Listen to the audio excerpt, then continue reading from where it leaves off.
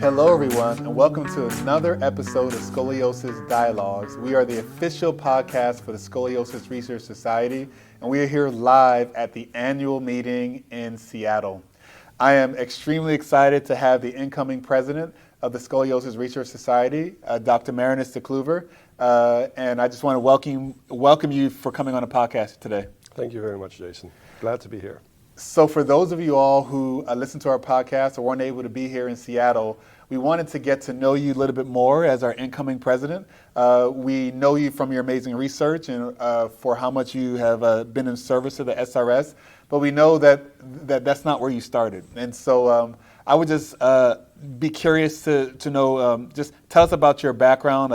Where were you born? And tell us about your parents a little bit also. That's going back a long way. Yeah. Happy. So I was born in the Netherlands, a small country in Europe, and I grew up there till the age of 8, 9, and my parents moved to England for my father's work. He was an engineer and he was working for an electronics company called Philips. And we moved to the UK and I went to school there for about 10 years. After that, I decided to, and I like the word, I reunited with my roots. So I moved back to the Netherlands to study medicine in the Netherlands. Okay. Excellent. And so I know for some of us who are in the U.S., medical school is normally 4 years. In the Netherlands, you all are in school for 3 years? It's actually slightly different again. It's 6 years because we go straight from what you would call high school into university, and it's a 6-year program. And at the time, it was 4 years preclinical and 2 years clinical, and it's a bit lower nowadays. It's 3 and 3, so it's 3 years of preclinical work and 3 years of clinical work as an intern. Excellent. Yeah. How about your siblings? How many siblings do you have, and did they decide to follow the medical path also? Well, no, I'm the only one in the large family. I've got 37 cousins. Wow. Exactly. My grandparents had quite a few children. I'm the only medical person. No, there's 2 medical people in the whole group of 37. I have totally no medical background in my parents or my sister. I do have one sister, but I'm the odd one out in the family. Awesome, perfect.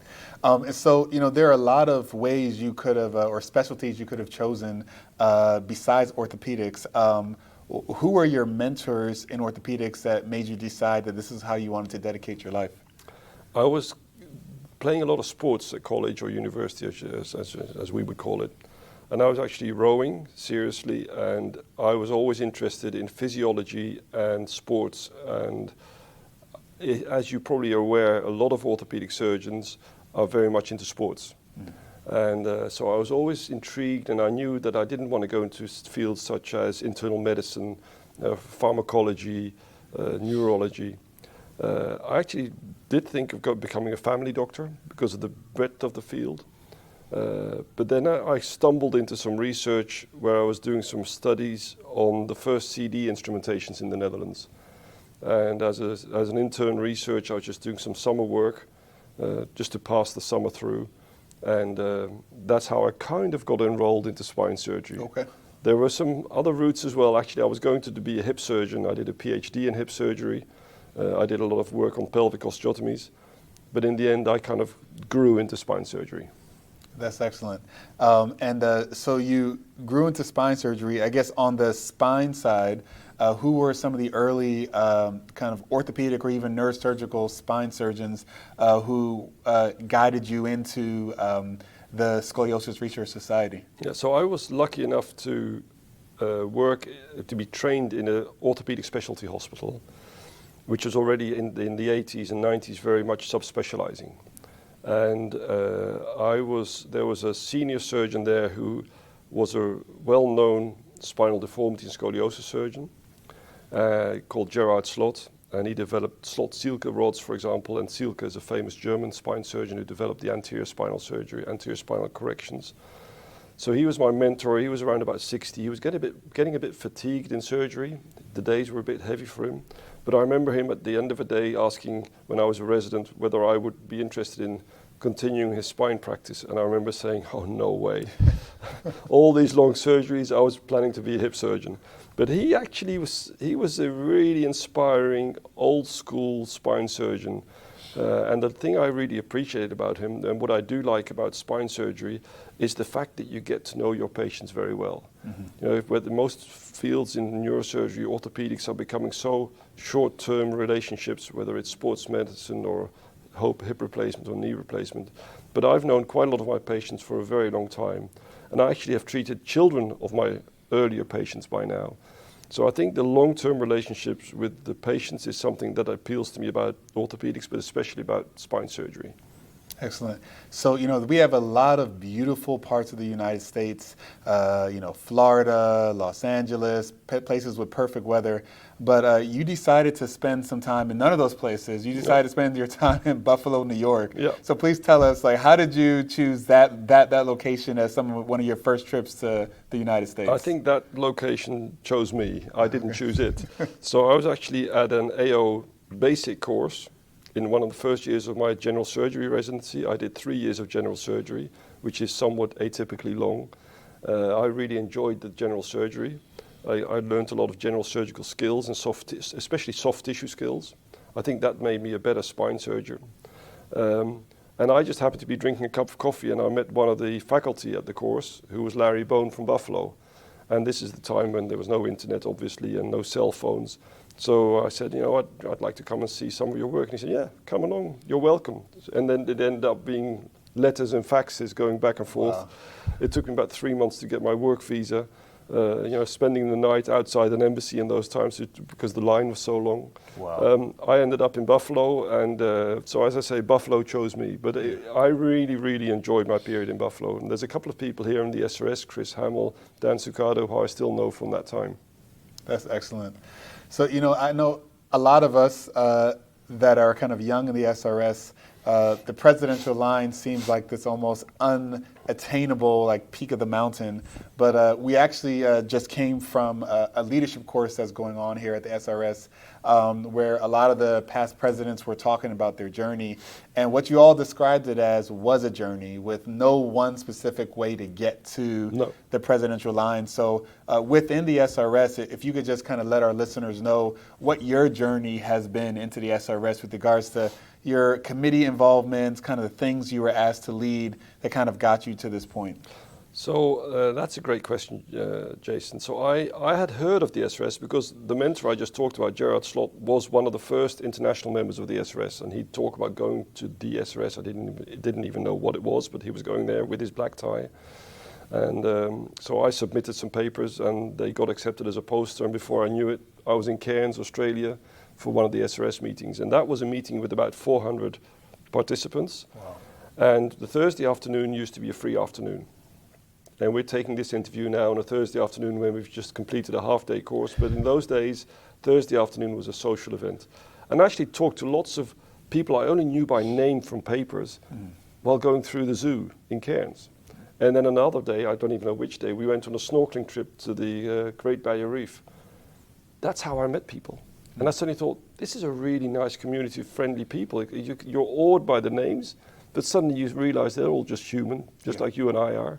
And they were very welcoming, and suddenly you're having a beer or a glass of wine with someone.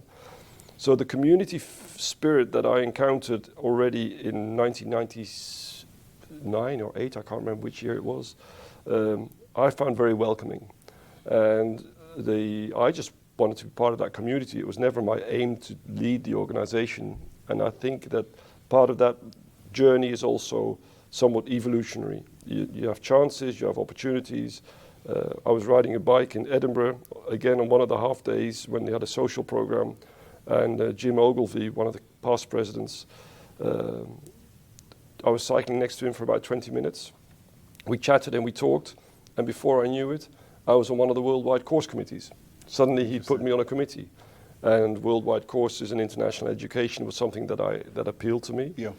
And sooner or later, Larry Lenke invited me to an SRS strategic event in San Diego. I'd never been to the West Coast, let alone San Diego, and here I am, one of the younger doctors at an event, an SRS event hosted by Larry Lenke, a name I only knew of from the literature and as one of the biggest names in spine. So there's something about the community which I really find inspiring, and something that I really would like to cherish in this organization. There's something about the scale. It's not too big, it's not too small. there's collegiality, camaraderie. And so I've had opportunities, but it was never a preset destination that I was aiming for. That's really interesting. I think so. I'm from the U.S., but the SRS is an international society, and I know definitely over the last decade, the SRS has strived to highlight the international diversity of our membership. You are, and don't quote me on this, I think the third, the third kind of, we don't call it international, but non-U.S. SRS president. What do you think that means for the SRS to continue to expand the diversity of our international members? I think that's hugely impactful and important. So I am indeed the third person, OUS. I keep having the word OUS is interesting. It's very US centric. Yeah. On the other hand, our legacy is US centric. And in the past we had international members and regular members. Now we've harmonized all that. I think for any organization to open its windows and doors creates innovation and renews it and gives fresh air or fresh blood to it. And that automatically creates a better and stronger organization. Whether that diversity is geographic, gender, race, ethnicity, it shouldn't be focused on one or the other, but the fact that we are a global organization brings in multiple cultures, medical systems, regulatory systems, different opinions, different aspects in all fields. But the commonality is that the human body is pretty similar all over the world. And especially spines are pretty similar all over the world. So the spine conditions that we treat is something that is unique amongst almost all business fields, is that we can share knowledge across all those cultures, across all those countries. And I think for an organization like the SRS, it's really powerful to be outward looking, but also the corollary is you really want to avoid being insular and inward looking. So I think having members from outside the United States, and currently 37 or 38% of our members are from outside the US, is important. And I think being the third president from outside the US, I'm very proud of it. So before me was Ken Chung from Hong Kong, Muhammad Yazici from Turkey. I'm very proud to be one of the earliest members from outside the US. And I think it's very important, as I said, to create this culture and foster this culture, which this organization has done very well over the last few years. Perfect. So if no one knew, just as we close, if no one knew you were a spine surgeon, what would you say is potentially the most unique thing that we wouldn't know if we Googled Dr. de Kleuver's name? Oh, that's an interesting one. I kind of pulled that one out of my pocket. You pulled that one out of my pocket. For that one. I am, that's a good one. I am a somewhere person. I have my roots in the country where I live. I've had the opportunity to emigrate. I've worked abroad, but I never, after living a stint in the UK for 10 years, I decided to stick to the Netherlands. So I'm a somewhere person, and I'm definitely also an outside person. Here at the hotel where we are currently, I have gone to the gym, but almost always I'll go for a run outside. I'll go for hikes in the summer outside. I'll go to the Italian Alps, the Italian Dolomites.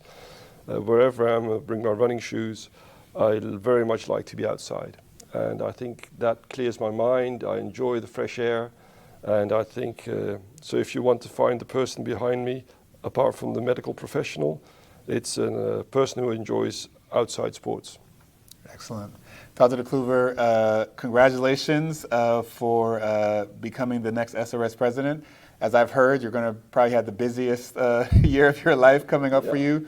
But we are so happy for this next step, and I'm sure the SRS is going to be better for it. Thank you very much, Jason. It is a busy year, but I really am enjoying it as well. So I'm honored to do it, I'm glad to do it, and I'm enjoying it as well. Awesome. To the rest of our listeners, stay tuned for more episodes coming from the annual meeting, where we're going to be highlighting our award winners, our Hibbs Award winners, and many of the other poster winners are going to be coming from the annual meeting. And thank you again for tuning in. The Scoliosis Research Society is a nonprofit professional organization made up of physicians and allied health personnel.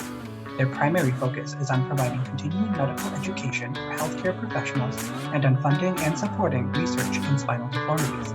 Please visit srs.org for further information.